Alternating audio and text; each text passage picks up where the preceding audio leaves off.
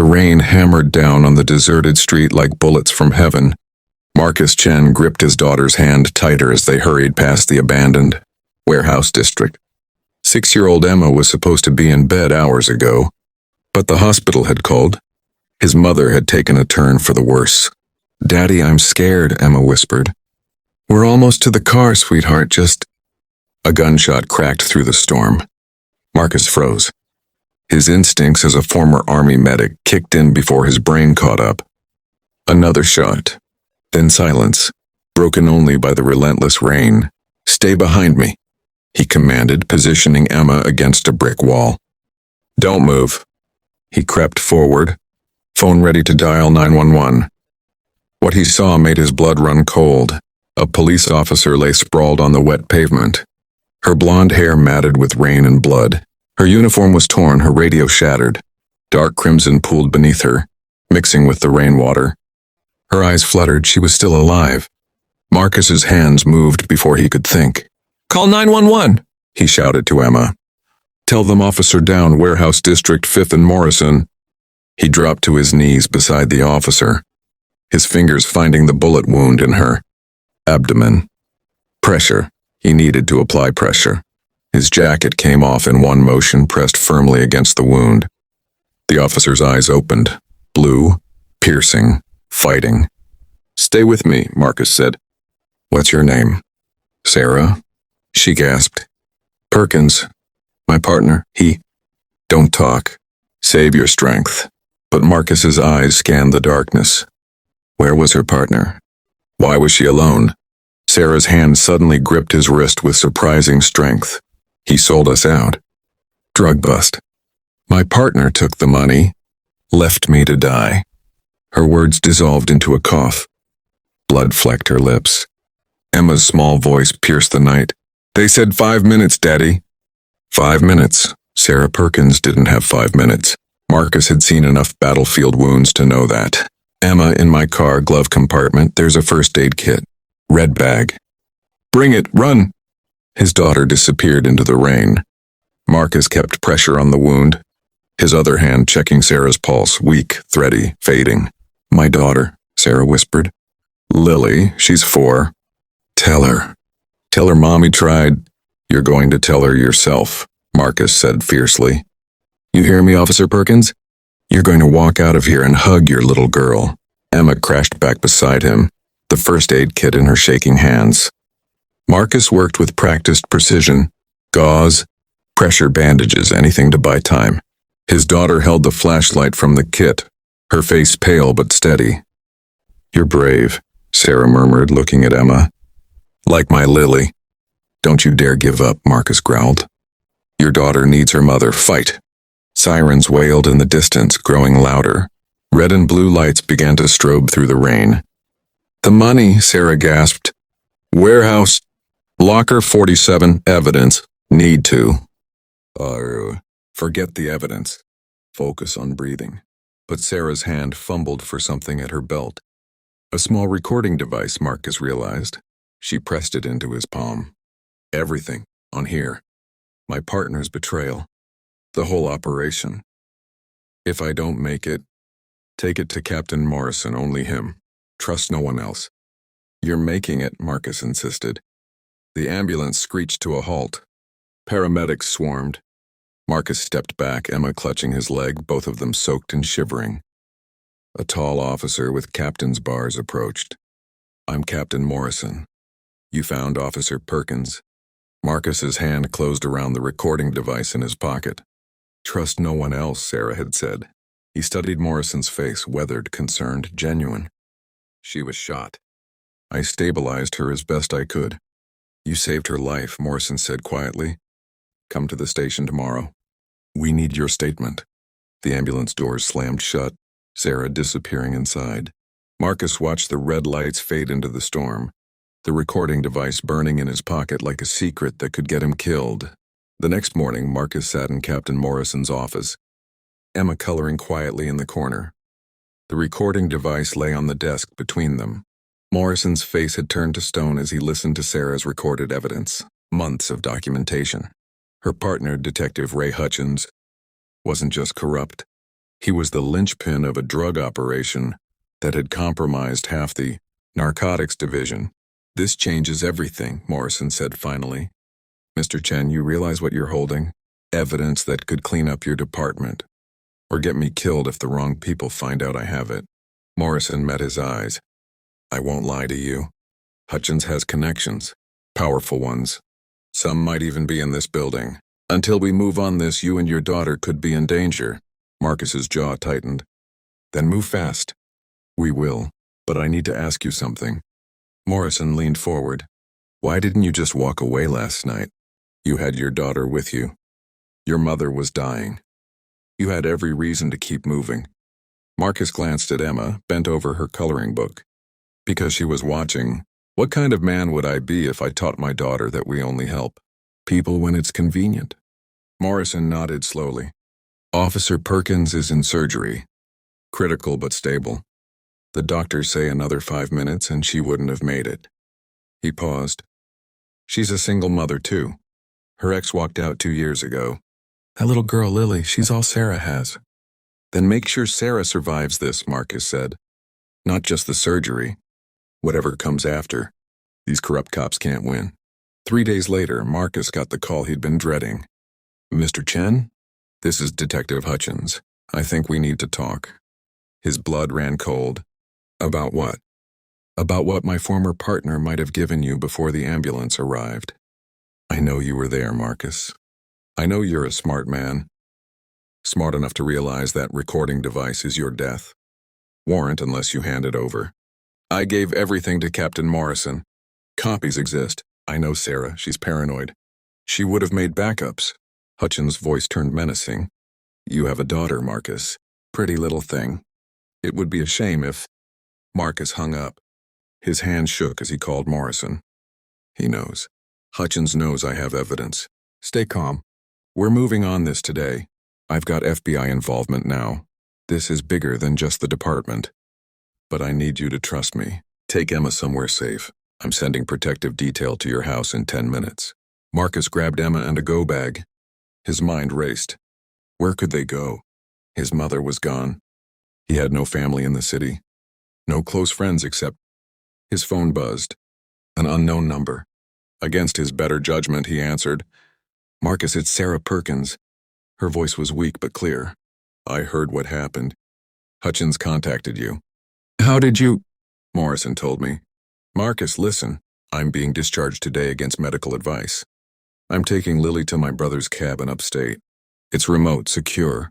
Bring Emma. We'll be safe there together until this blows over. You just had surgery. You should be in the hospital. And you just saved my life. Now let me return the favor, please. Your daughter shouldn't be in danger because of my case. The cabin was 3 hours north, buried in dense forest. Sarah looked pale and moved carefully. Her abdomen still bandaged, but her eyes were sharp. Lily and Emma bonded instantly, the way children do when they recognize a kindred spirit. That night, after the girls fell asleep, Sarah and Marcus sat by the fireplace. Why did you really call me? Marcus asked. Morrison has resources. Witness protection. Sarah stared into the flames. Because you could have let me die and you didn't. Because your daughter deserves better than to be alone. While her father is in hiding because... She paused. Because Lily needs to see that there are still good people in this world. Hutchins threatened Emma. I know, and that's why he's going to lose. Sarah's voice turned hard. Morrison called me an hour ago. The FBI raided 3 locations based on my recordings. They've arrested 6 officers, including Hutchins. They found everything, money, drugs, evidence of murders. It's over. Marcus felt the weight lift from his shoulders. It's really over? The danger is. But the trial will take months. They'll need both our testimonies. She looked at him. Marcus, what you did? Stopping for a dying stranger. When you had every reason not to, it didn't just save my life. You saved my daughter from growing up without a mother. You exposed corruption that would have poisoned this city for years. You changed everything. I just did what was right.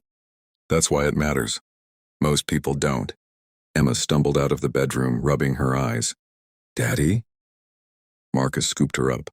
Bad dream? No good. Dream.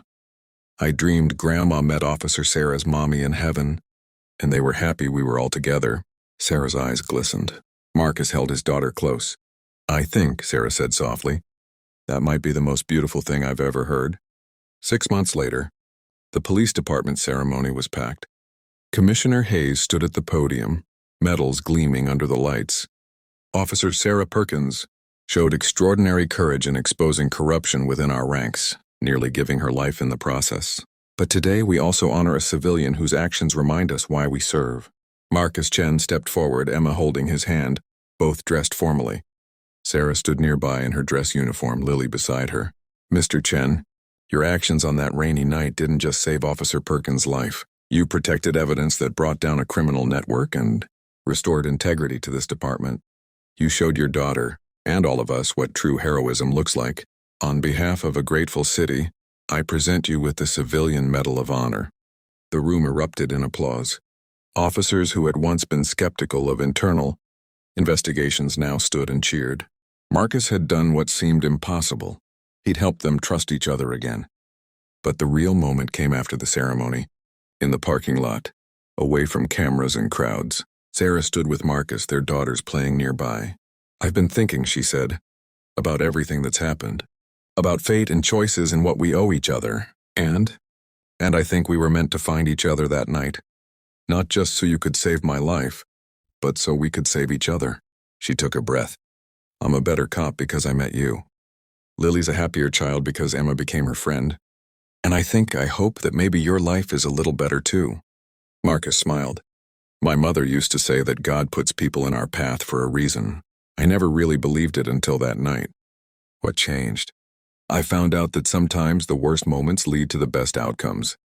I lost my mother. But I found, he gestured at Sarah and Lily, at Emma laughing with her best friend. I found family. Sarah's voice cracked. Marcus Chen, you walked into my darkness and refused to let me die. You gave me back my daughter, my purpose, my faith in humanity. How do I ever repay that? You already have. Every time Lily makes Emma laugh, every time you've been there when I needed someone to talk to, every Sunday dinner, every school play, every moment you've shown Emma what a strong woman looks like. He met her eyes. You don't owe me anything, Sarah. We're even. Then let me say this as your friend, not as someone in your debt. Thank you for being the kind of man who runs toward danger instead of away from it. For teaching your daughter and mine that courage isn't the absence of fear. It's doing the right thing despite it.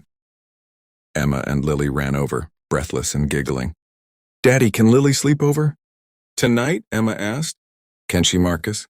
Lily added, looking up with hopeful eyes. Sarah and Marcus exchanged glances, and in that moment, they both understood what they'd built. Not a debt, not an obligation, but something rare and precious.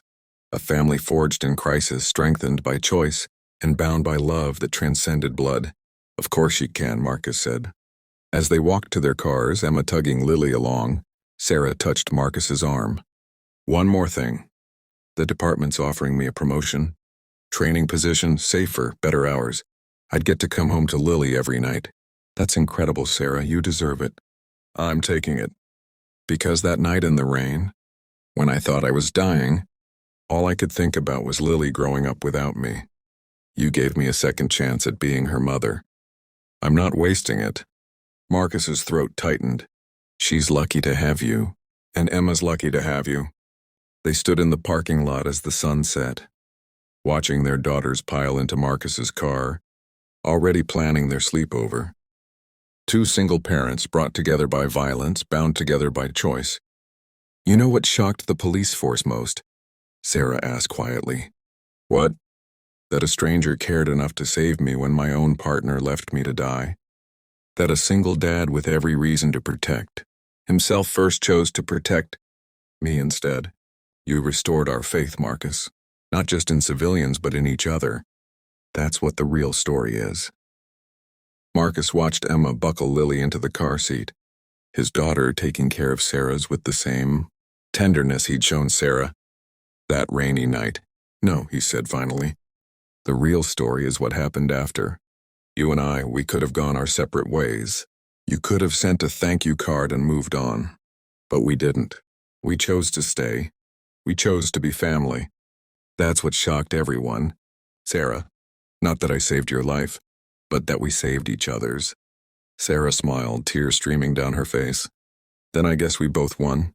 As they drove home, Marcus, Sarah, Emma, and Lily, all together, the rain began to fall again. But this time it didn't feel like bullets from heaven. It felt like a baptism, a washing away of old pain and the promise of something new. Emma looked up at her father. "Daddy, I'm glad you stopped that night." "Me too, baby, me too." And in that moment, Marcus Chen understood something profound. Heroes aren't born in the light. They're forged in the darkness, in the rain. In the moments when giving up would be easier than holding on. He had saved Sarah Perkins's life. But in doing so, he had saved his own. That was the story that shocked the entire police force. Not just the rescue, but the transformation. Not just the courage of one night, but the commitment of every day after. A single dad and a dying cop who became something neither expected. A family. The end.